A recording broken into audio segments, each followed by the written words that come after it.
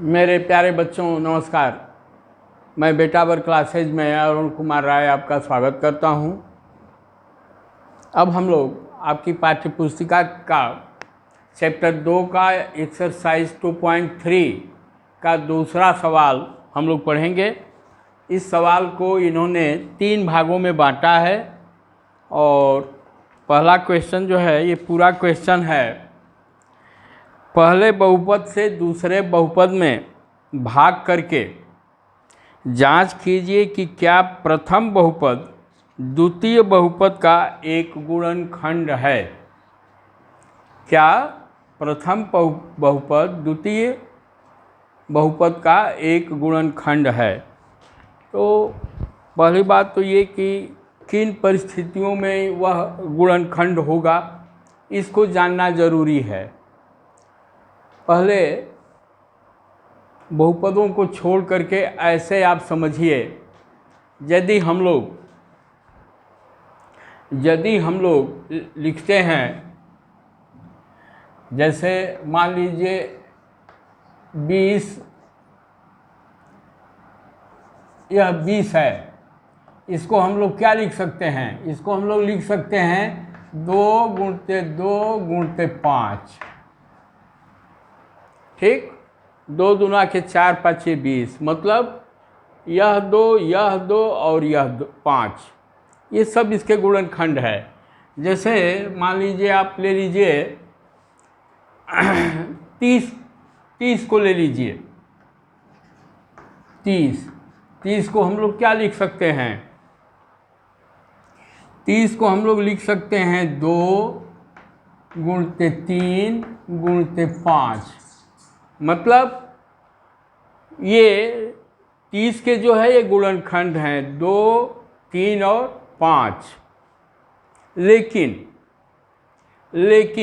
यदि यह 31 हो तो इसको हम लोग क्या लिख सकते हैं, इसको लिख सकते हैं 2 गुणते 3 गुणते 5।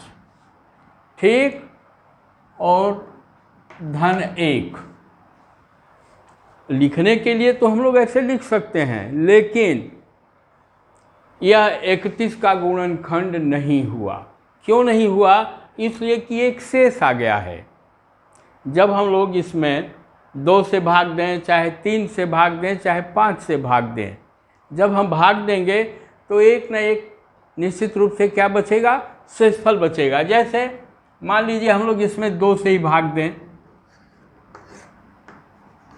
31, 2 एकम 2, ये 1 बचा और ये हो गया। फिर इसमें 5 बार जाएगा भाग, 1 बचा, मतलब 15 बार भाग गया 2 का, लेकिन 1 शेष बचा। पूर्णतया गुणनखंड के लिए यह बहुत ज़रूरी है कि वह पूर्ण रूप से उसमें भाग चला जाए। यदि कुछ भी शेष बच गया तो वह उसका गुणनखंड नहीं कहा जाएगा, वह उसका गुणनखंड हम लोग उसको नहीं कहेंगे। तो इस प्रश्न में हम लोग पहले यह देखें कि क्या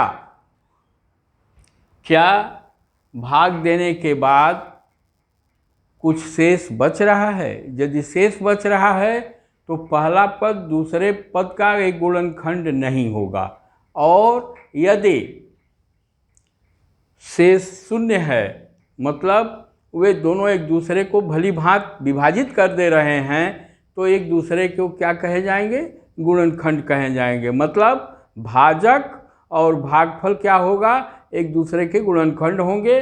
पहला पद दूसरे पद का क्या होगा, एक गुणनखंड होगा। तो अब हम लोग हल करें, पहले देखा जाए कि पहला क्या है।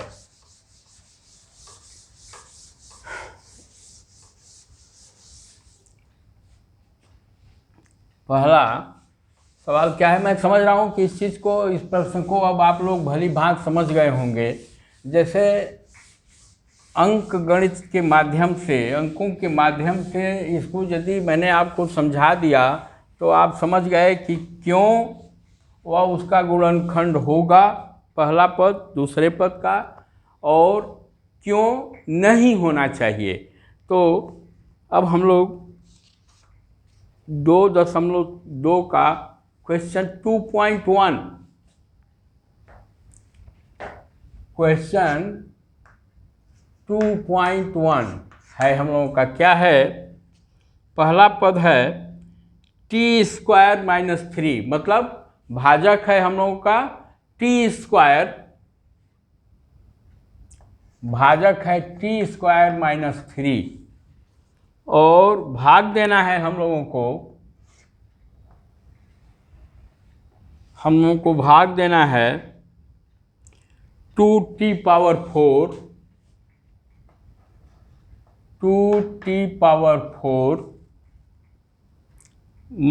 प्लस 3t³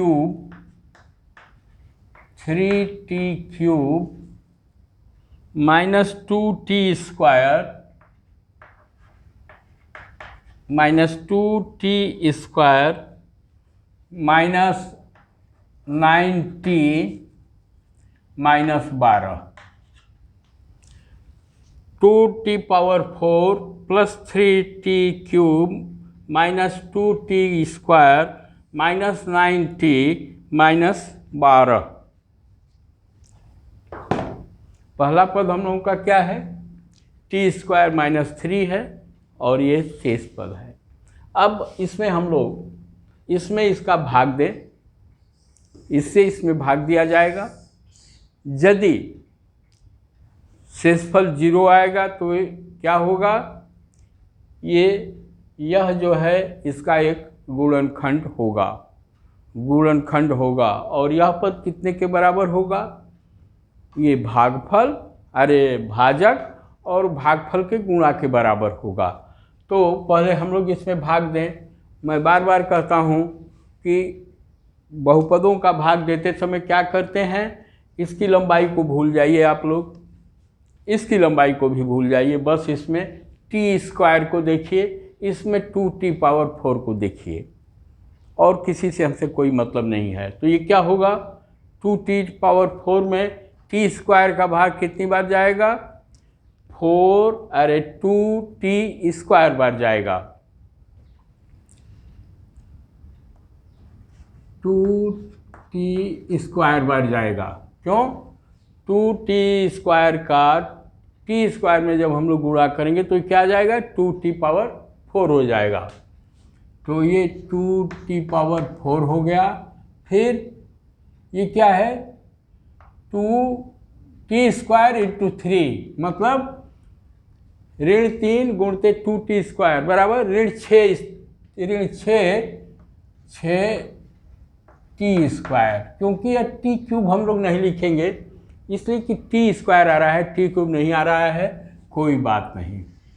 यह एक इसकी खूबसूरती है। देखिए, नियम तो हमको यहाँ लिखना चाहिए, लेकिन नहीं, हम लोग t² के नीचे लिखेंगे। यही इसकी खूबसूरती है, अच्छाई है, अच्छा लग रहा है। ये क्या होगा? ये ऋण हो जाएगा, ये प्लस हो जाएगा, इससे कट गया। अब हम लोग उतार दें, ये क्या होगा?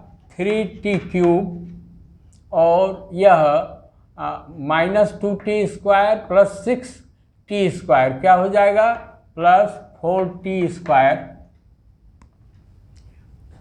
माइनस 9t माइनस 12 से ऐसे सूत्र आएगा। यहाँ भाई कोई परिवर्तन नहीं होगा, वैसे आ जाएगा। अब 3t³ में t² का हम लोग भाग देंगे तो कितनी बार जाएगा? 3t बार जाएगा, प्लस 3t बार जाएगा। चलिए कीजिए, 3t³ और ये 3t ऋण 3 बराबर क्या होगा? ऋण 9t हो जाएगा। अब देखिए, t² का इसमें कोई पद नहीं था, इसलिए हम लोग अभी यहाँ आ गए, t² के बाद आ गए 9t। हम लोग लिखेंगे t के नीचे जो t वाला पद होगा। चलिए, ये क्या हुआ? ये माइनस हो गया, ये प्लस हो गया, चलिए यह इससे कट गया, ये इससे कट गया, अब क्या बचा हम लोगों का 4t square minus 12, 4t square minus 12। अब कितने का भाग जाएगा? 4t स्क्वायर में t स्क्वायर का भाग कितनी बार जाएगा? 4 बार जाएगा, प्लस 4, ये क्या हो जाएगा? 4t स्क्वायर माइनस 4 तिहाई 12, ये कट करके 0 हो जाएगा। मतलब इसका इस पूरे पद का 2 गुणनखंड हुए, क्या क्या हुए? t स्क्वायर माइनस 3 जिसे हम लोग भाग दिए हैं, जिसे हम लोगों ने भाग दिया है वह 1 हो जाएगा, और ये भागफल क्या है हम लोगों का? 2t square plus 3t plus 4, यह 1 हुआ, एक यह हुआ। यदि कुछ शंका हो रहा है कि नहीं जो हम लोग निकाले हैं, तो इसका गुणा करके एक बार देख लिया जाए। पहले टी स्क्वायर का इसमें हम लोग गुणा करें, तो टी स्क्वायर का जब 2t में करेंगे तो क्या होगा? 2t पावर 4, फिर 3 में जब गुणा करेंगे 3t में तो ये क्या होगा? प्लस 3t क्यूब, और फिर टी स्क्वायर का इसमें गुणा करेंगे तो क्या होगा? 4t square. फिर अब 3 का गुणा कीजिए इसमें, मैं इसके नीचे कर दे रहा हूँ, तो ये क्या हो जाएगा? ऋण 6t स्क्वायर ऋण 9t और ऋण 12, देखिए यही होगा। फिर अब हम लोग क्या करें? ये हम लोगों का हो गया 2t पावर 4 प्लस ये क्या हो जाएगा? 3t क्यूब या 4t स्क्वायर और माइनस 6t स्क्वायर, ये क्या हो जाएगा? माइनस 2t स्क्वायर माइनस 9 और ऋण 12, और यही हम लोगों का आया है। इसी में हम लोग भाग दे रहे थे। मतलब ये जो हम लोग किए हैं वह प्रक्रिया सही है, और टी स्क्वायर माइनस 3 इसका एक गुणनखंड है, और दूसरा गुणनखंड क्या है इसका? 2t square plus 3t plus 4, क्योंकि ये दोनों का गुणा करने के बाद यह, जब हम दोनों का हम लोग गुणा कर रहे हैं तो ये आ जा रहा है जिसमें हम लोगों को भाग देना है। मतलब ये हमारा सही है, पहली बात। दूसरी चीज़ क्या निकल करके आया? यदि हम एक पद से दूसरे पद में भाग दे रहे हैं और शेषफल यदि शून्य आ जा रहा है, तो एक पद दूसरे पद के दिए गए पद का एक गुणनखंड है, और यदि शेषफल शून्य नहीं आएगा, सिद्ध हो रहा है, सिद्ध यही हो रहा है कि यदि शेषफल शून्य नहीं है तो वह उसका एक गुणनखंड नहीं होगा। तो फिर शेष बातें हम लोग अगले क्लास में पढ़ेंगे। तब तक आप लोगों से अनुरोध है कि यदि आप लोगों को अच्छा लगा हो तो इसे आप लोग लाइक करें, शेयर करें और सब्सक्राइब करें। आप लोगों का बहुत बहुत धन्यवाद।